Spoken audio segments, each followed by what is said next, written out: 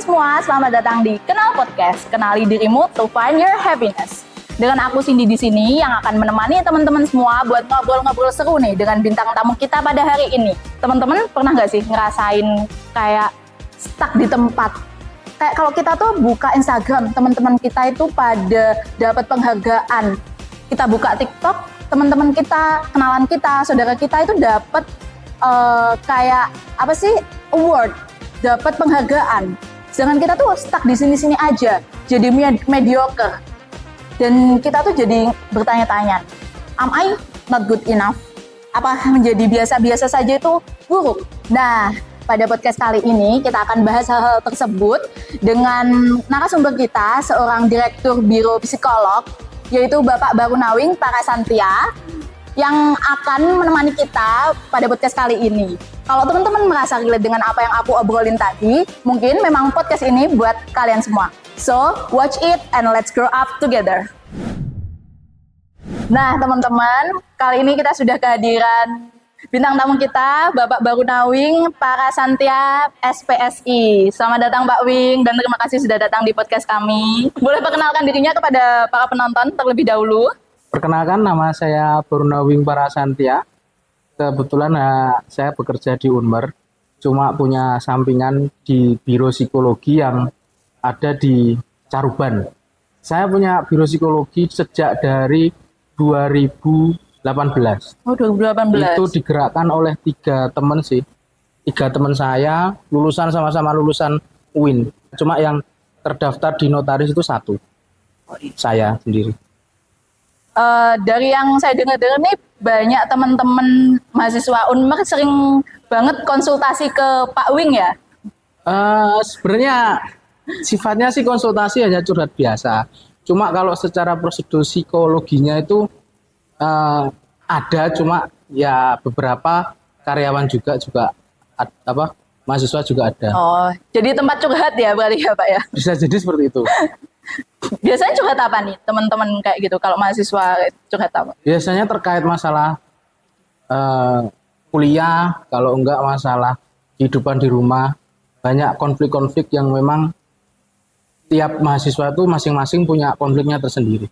Karena mungkin ada pengaruhnya untuk terkait masalah kuliah ini punya aspek tersendiri, bahwasanya mahasiswa sendiri juga ada pengaruh dari lingkungan juga. Nah Pak Wing, ini tadi kan saya udah sempat menyinggung terkait teman-teman itu seringkali ngerasa stuck kalau sering membandingkan diri, merasa teman-temannya yang lain atau orang-orang di sekitarnya itu udah mendapatkan banyak achievement, sedangkan mereka itu kayak masih gini-gini aja, masih biasa-biasa aja. Nah, menurut Bapak itu kenapa sih kita sering ngerasa stuck di tempat, sedangkan orang lain tuh justru mendapatkan begitu banyak pencapaian?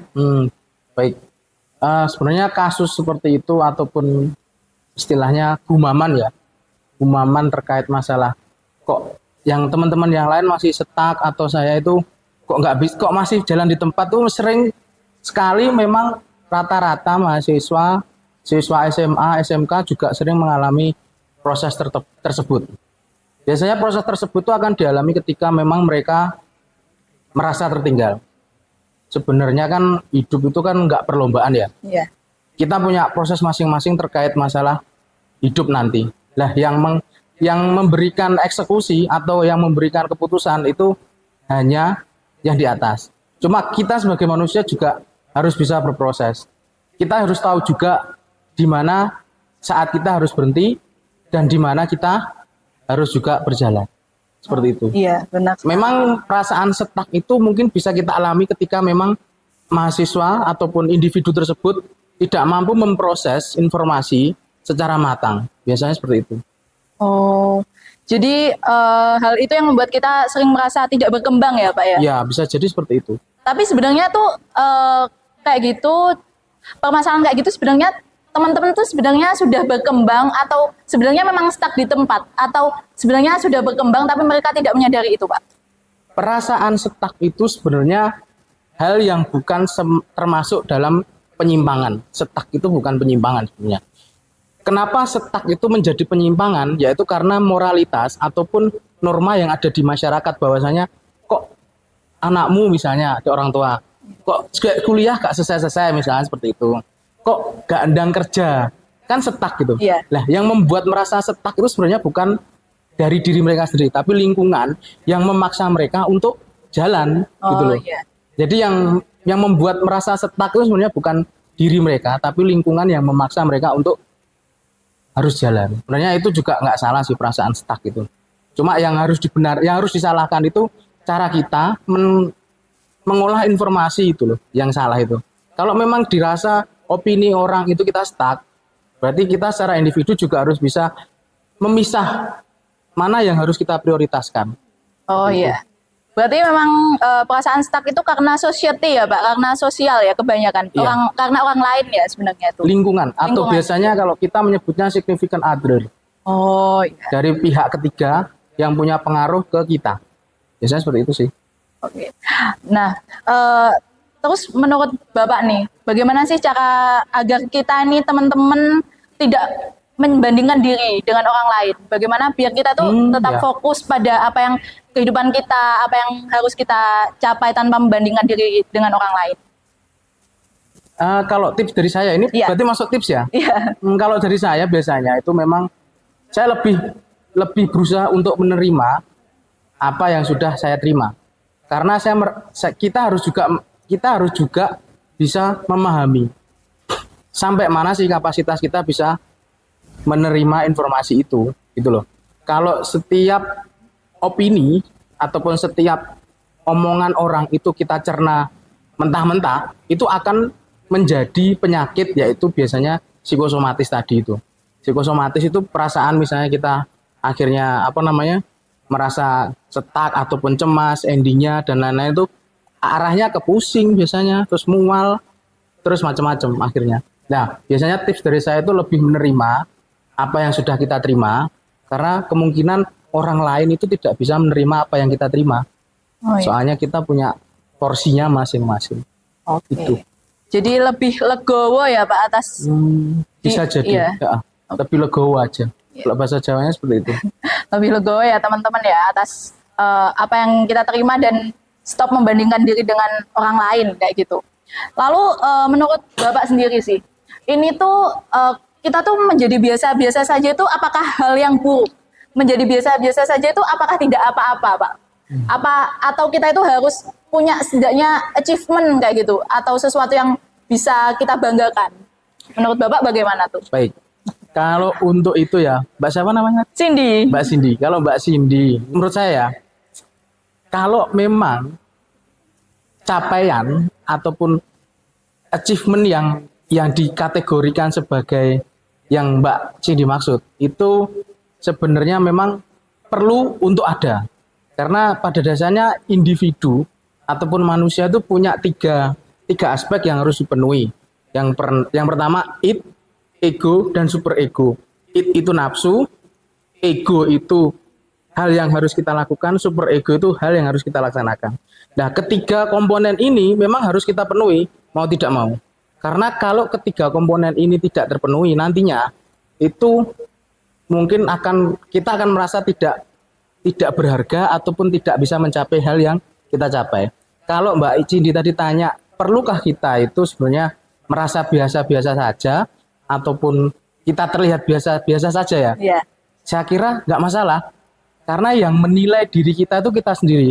Kita nggak butuh sih penilaian dari orang lain. Validasi itu cukup dari kita sendiri. Nggak perlu kita itu harus berusaha untuk diberikan validasi oleh orang lain.